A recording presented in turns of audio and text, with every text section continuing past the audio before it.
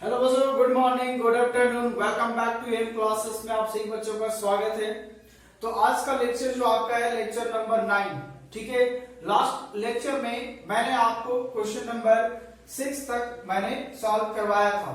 ठीक है, अब यहाँ पे 6 के आगे देखेंगे कि 6 के आगे आपका कौन कौन सा क्वेश्चन आज सॉल्व कराने वाले हैं। तो जैसे एक नंबर क्वेश्चन, तो यहाँ पे 25.2 का जो केसी सिन्हा का एक्सरसाइज क्वेश्चन है आपका क्वेश्चन नंबर 8 टाइप 1 का क्वेश्चन। ठीक है बेटा, तो देखिए टाइप 1 का क्वेश्चन क्या है, इसको देखते हैं हम लोग। कहता है ट्रेपीजियम PQRS। क्या आप लोग ट्रेपीजियम के बारे में जानते हैं? नहीं जानते हैं, बिल्कुल नहीं जानते होंगे, कोई बात नहीं, मैं भी जस्ट बताऊंगा। एक ट्रेपीजियम है PQRS, गिवन दैट कि QR पैरेलल टू PS। चलो मैं एक पहले ट्राइपीजियम बनाता हूं, वो भी PQR 4 वर्टिसेस है। सपोज करो ये हमारा हो गया ट्राइपीजियम। ये ट्राइपीजियम का फिगर होता है बेटा आपका, है ना। ये क्या हो गया हमारा ट्राइपीजियम हो गया। सपोज करो P है, Q है, R है, S है। जहां पे QR, तो दिस इज Q पैरेलल दिया हुआ था, पैरेलल मैंने ले लिया और यही होता है ट्राइपीजियम का फिगर हो गया आपका ये। And 2QR is equal to PS। ठीक है, 2QR जो है मतलब ये इसका डबल है। And PQ is a vector. तो यहां देखिए PQ हमारा क्या दिया हुआ है, ए वेक्टर। उसके बाद QR वेक्टर कितना दिया है, B वेक्टर। तो यहाँ पे QR आपका क्या हो जाएगा, B वेक्टर। फिर RS कितना दिया हुआ है, C वेक्टर। ठीक है, उसके बाद इन टर्म्स ऑफ कहता है express A vector in term of B and C vector. यानी A इज इक्वल टू जो हम लोग आंसर लाएंगे वो B और C के टर्म में होना चाहिए। ठीक है ना, तो बड़ा आसान क्वेश्चन है। अब एक चीज बताइए, अगर आपको ये कह दूं, चलिए सोल्यूशन भी यहां देखता हूं। गिवन पहली बात तो क्या है, यहां पे QR parallel to PS and 2QR is equal to PS। मतलब अब ये हो गया कि अगर ऐसा है तो हम ये कह सकते हैं कि जो PS वेक्टर होगा वो कितना हो जाएगा, 2B वेक्टर, क्योंकि ये इसका डबल है ना। PS का जो है क्या है, QR डबल है। तो अगर Q का दिया हुआ B वेक्टर तो ये 2 टाइम्स हो जाएगा। यानी इसका ये अगर ये डबल है ना, तो डबल है इसका मतलब ये क्या हो जाएगा, ये इधर दिखाएगा जो 2B वेक्टर काम करेगा, क्योंकि ये इसका डबल है। यहां साफ साफ लिखा हुआ है कि जो 2QR होगा वो PS के बराबर है, मतलब PS इसके डबल के बराबर है ना। अब चलिए यहां पे देखते हैं क्या करना है। अब नाउ ये जो हमारे रहेगा अकॉर्डिंग टू द जो लॉ कहता है एडिशन ऑफ लॉ, क्या क्या हो जाएगा, यानी PQ vector plus QR vector plus RS vector plus का टोटल रिजल्टेंट वेक्टर क्या हो जाएगा, 0 हो जाएगा, क्योंकि जहां से स्टार्ट हुआ फिर वहीं पे जाके क्या हो रहा है, खत्म हो रहा है ना। तो ये चीजों को ध्यान में रखना कि यहाँ पे जब खत्म होगा तो इसका रिजल्टेंट वेक्टर क्या हो जाएगा, हमारा 0 हो जाएगा। ठीक है, अब एक एक चीज यहाँ पे देखिए कि है क्या चीज। PQ दिया हुआ है, कितना दिया है, वही A वेक्टर है ना, प्लस आपका QR कितना दिया हुआ है, B वेक्टर, फिर प्लस आपका RS वेक्टर कितना है बेटा आपका, तो RS दिया हुआ है C वेक्टर है ना। उसके बाद फिर अगर देखा जाए आपका SP वेक्टर, तो देखो यहाँ पे SP है, हमारा क्या है, PS है, तो इसका जब हम करेंगे तो ये माइनस हो जाएगा ना। ठीक है, तो हो जाएगा माइनस 2B वेक्टर। क्यों होगा, क्योंकि यहाँ देखो SP वेक्टर बराबर लिख सकता हूं माइनस PS वेक्टर। मतलब अगर SP हमारा B वेक्टर है, 2B वेक्टर है, तो यहाँ हो जाएगा माइनस 2B वेक्टर हो जाएगा, क्योंकि डायरेक्शन अपोजिट है, डायरेक्शन उधर जाना चाहिए था लेकिन जा रहा है इधर, है ना। तो अगर हमको SP चाहिए तो इसको उल्टा करेंगे तो क्या होगा, माइनस लगाना होगा ये। तो अगर आप इसका माइनस लगाएंगे तो अपोजिट साइन बदल जाएगा। तो यहाँ पे हो गया SP वेक्टर बराबर हो जाएगा minus 2B vector is equal to क्या है बेटा आपका, 0 है। दिस इंप्लाइज यहाँ पे A वेक्टर और माइनस 2B वेक्टर में B वेक्टर गया, तो minus B vector plus C vector is equal to क्या होगा, 0। It means A vector is equal to क्या लिख सकता हूं, ये इधर माइनस में इधर आएगा तो प्लस, और ये इधर प्लस में ऐसी इधर आएगा तो क्या होगा माइनस में। तो आपको यही लाना था कि जो ए वेक्टर होगा in terms of B and C vector के अंडर होना चाहिए। तो यहाँ पे आप देखें कि बी और सी वेक्टर के रूप में आ गया ए वेक्टर का, यही आपका क्या हो गया आंसर हो गया। बस थोड़ा सा ये ध्यान देना है, इसमें दो बात था कि जो 2QR था वो PS के बराबर, यानी कि ये इसका डबल था। अब हमारा अगर ये इसका पैरेलल है तो ये इधर जा रहा है तो ये भी इधर गया था, क्योंकि इसका डबल कर दिया मैंने, ठीक है। अब जब ये होता है किसी भी क्वाड्रिलेटरल में, चाहे वो ट्राइथीजियम हो, पैरेललोग्राम हो, और कोई भी रेक्टेंगल फॉर्म में अगर आए, है ना, तो ये आपका उसका रिजल्टेंट 0 हो जाता है, ठीक है ना। अगर किसी चीज का रिजल्टेंट 0 होता है तो मैंने यहाँ सभी का बैठा दिया। एक सवाल है एसपी वेक्टर, तो एसपी इधर आना चाहिए था, हमारा उधर है डायरेक्शन, तो उसका नेगेटिव साइन लगा के बैठाना होगा, ठीक है। तब जाके ये इधर माइनस में आया, प्लस में, प्लस था इधर माइनस में, यानी ए वेक्टर बराबर निकाला मैंने B vector minus C vector, ठीक है ना। तो यही था ए वेक्टर का in terms of B and C vector में लाना था, ठीक है। अब हम लोग देखते हैं नेक्स्ट क्वेश्चन। नेक्स्ट क्वेश्चन दिया हुआ है, कहता है this vector, this vector, this vector and this vector be the position vector of A B C D, यानी ए का पोजीशन, बी का पोजीशन, सी का पोजीशन, डी का पोजीशन, सभी का पोजीशन वेक्टर आपका दिया हुआ है रेस्पेक्टिवली, है ना। प्रूव दैट, पीटी का मतलब prove that A B vector and C D vector are parallel. इसमें दो क्वेश्चन है बेटा आपको। पहला चीज तो ये दिखाना है कि ए बी और जो सी डी होगा दोनों पैरेलल होगा। तो अब आता है सवाल कि पैरेलल ऑफ वेक्टर क्या होते थे, है ना। Number 1। Number 2, is A B C D a parallelogram. कहता है क्या जो आपके पास ए बी सी डी है वह एक पैरेललोग्राम है। तो देखिए यहाँ पे दो कंडीशन आपको आनी चाहिए। अब आपको मैंने जो एडिशन लॉ में पैरेललोग्राम का बताया था, ट्रायंगल लॉ, है ना। तो कोई भी पैरेललोग्राम यहां तब होता है जैसे A B plus B C हो जाए आपका क्या ए सी के बराबर, या फिर आपका A D plus D C बराबर हो जाए ए सी के बराबर, तो पैरेललोग्राम हो जाएगा। और ए बी और सी डी आपको ये दोनों पैरेलल दिखाना है, यानी ये वाला ए बी और जो सी डी होगा यहाँ पे उन दोनों को क्या दिखाना है बेटा, आपको पैरेलल दिखाना है। इट मींस पैरेलल के लिए कि इन दोनों के बराबर जो वेक्टर होंगे, तो पैरेलल कंडीशन में ये बताया था कि अगर दो वेक्टर है ए बराबर लैम्ब्डा बी वेक्टर या फिर बी वेक्टर बराबर लैम्ब्डा ए वेक्टर, अगर ऐसा हो जाए तो पैरेललोग्राम आपका क्या होता है, पैरेलल हो जाता है दोनों वेक्टर, है ना। चलिए तो देखते हैं आगे इसका सोल्यूशन क्या है। पहली बात तो पैरेलल दिखाता हूं, पहले ए बी वेक्टर और सी डी वेक्टर निकालता हूं। तो मैं सीधा निकाल रहा हूं आपको, ए बी वेक्टर क्या हो जाएगा, मतलब B vector minus A vector, है ना। अब बी वेक्टर हमारे पास कितना है, तो बी का पोजीशन ये दिया हुआ है 2a vector plus B vector plus 3c vector minus A vector का दिया है a vector 2b vector plus 3c vector. यहां क्या करना है, घटा दो, 2a में a दिया तो a वेक्टर, 2 में आ जाएगा माइनस b वेक्टर, और यहां जाएगा प्लस माइनस में 3c कट जाएगा मतलब 0, यानी ए बी वेक्टर निकल गया आपका A vector minus B vector. इसको मान लो इक्वेशन नंबर 1।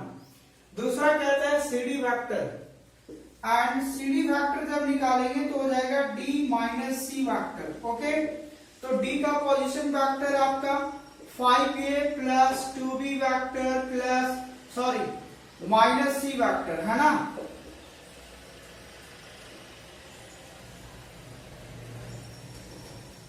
फिर सी vector 2a vector plus 5b vector minus C vector. अब यहां सब्ट्रैक्ट कर दूंगा तो क्या बचेगा, 5 में 2 जाएगा बेटा आपका 3a वेक्टर प्लस 2a में 5 जाएगा माइनस 3b वेक्टर, उसके बाद प्लस माइनस में c कट जाएगा तो कैंसिल आउट, यानी ये वाला तो कट जाएगा और यहां पर भी ये वाला कट जाएगा। अब एक चीज बताओ, यहां पे अगर मैं 3 कॉमन लूं तो a वेक्टर माइनस क्या बचेगा आपका b वेक्टर, तो ये तो सी डी वेक्टर बराबर हो गया। अब इक्वेशन नंबर 1 एंड 2 में अगर आपको गौर से दिखाऊं तो क्या आपको मिला, क्या ये जो ए बी फैक्टर है माइनस बी फैक्टर क्या ए बी फैक्टर के बराबर है? तो कंडीशन ये लिख सकता हूं फ्रॉम 1 एंड 2 से आपका ये हो गया कि C D factor is equal to, है ना, 3 times of A B factor के बराबर हो गया। और ऐसा ही तो बताया था, दो वेक्टर पैरेलल तब होता है तब जब उसका एक उसी के बराबर होगा कोई भी टाइम्स। अब चूंकि 3 यहाँ पे कोई भी स्केलर नंबर है, तो अगर दो वेक्टर, चाहे वेक्टर बराबर लेमड़ा बी वेक्टर हो या बी वेक्टर बराबर लेमड़ा ए वेक्टर, अगर इस कंडीशन को फुलफिल करेगा तो वह दोनों वेक्टर क्या होते हैं, और यहाँ पे ए वेक्टर और बी वेक्टर क्या हो जाएंगे, पैरेलल हो जाएंगे। तो ये मैंने कंडीशन बताया था। तो यहाँ सी डी बराबर हो गया 3 टाइम्स ऑफ ए बी, ठीक है। तो जब 3 कॉमन लिया तो यही आ गया, मतलब इन दोनों वेक्टर क्या हो गए, पैरेलल हो गए। तो ये आपका पहला कंडीशन ये प्रूफ हो गया कि ए बी और सी डी जो था दोनों पैरेलल था, है ना। अब इसमें देखते हैं नेक्स्ट क्या है। ए बी सी डी एक पैरेललोग्राम आपको दिखाना है, ठीक है ना।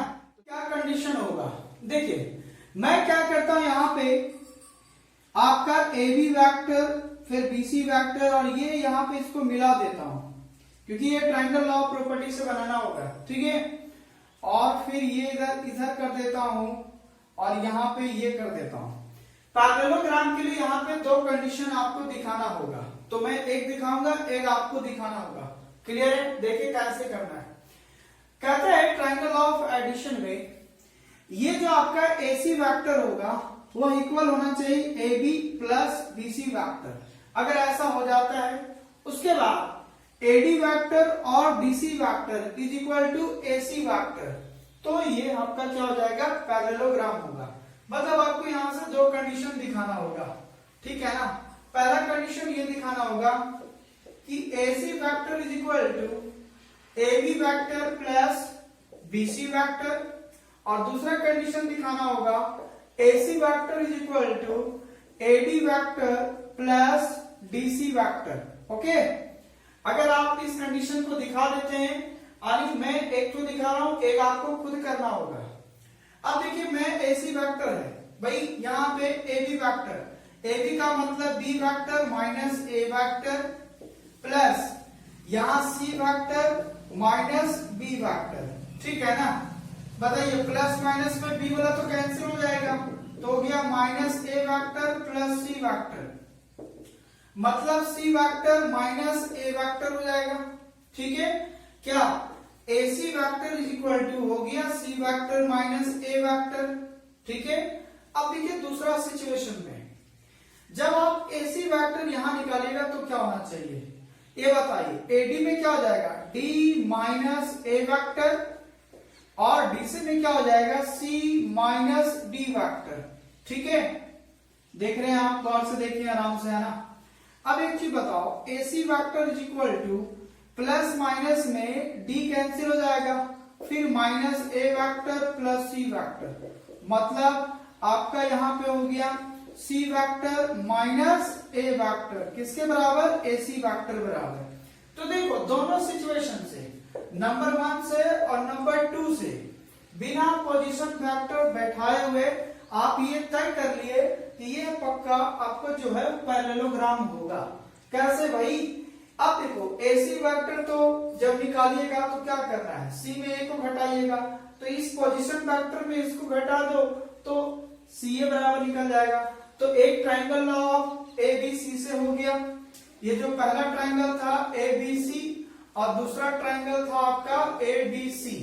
दोनों ट्रायंगल से अगर एक ही मान आ जाए, AC दोनों के लिए बराबर हो जाए, तो इसका मतलब ये है कि यहाँ पे जो आपका ABCD था वो क्या था, पैरेललोग्राम था। तो दोनों तरफ से क्या हुआ, दोनों ट्रायंगल से सेम हो गया। तो ये लॉ ऑफ ट्रायंगल रूल के माध्यम से मैंने बोथ मीडियम से आपको ये दिखाया कि दोनों इक्वल है, यानी ये जो डायगोनल है AC वह दोनों साइड से क्या होंगे, इक्वल है।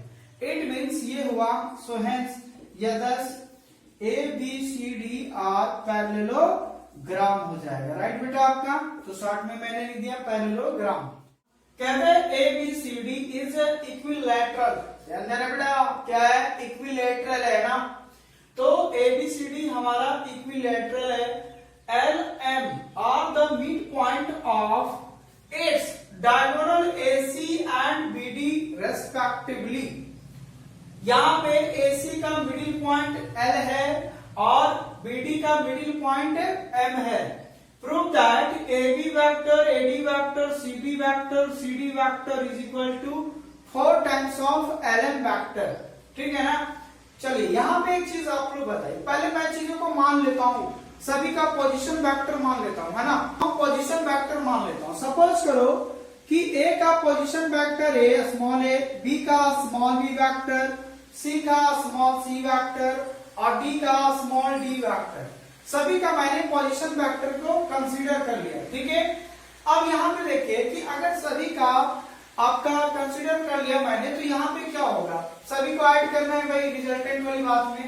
एक चीज और निकाल लेता हूँ, सिंस यहाँ L is a middle point, यानी L मिडिल पॉइंट ऑफ किसका, AC का, है ना। L इज मिड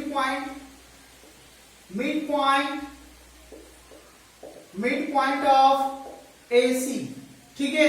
इसलिए कह सकता हूं कि L बराबर क्या हो जाएगा, AC का करूंगा तो मिडिल है मतलब दोनों का सम y डिवाइड 2 से कर दूंगा, यानी A vector plus C vector by क्या हो जाएगा 2। एंड आपका फिर M है, M is a mid point, है ना। M is a mid point of आपका क्या हो गया, मिड पॉइंट ऑफ BD। तो BD का मिड पॉइंट निकालिएगा, मतलब M बराबर क्या हो जाएगा, तो BD हमारा ये है, इसका मतलब B vector plus D vector by कितना हो जाएगा 2।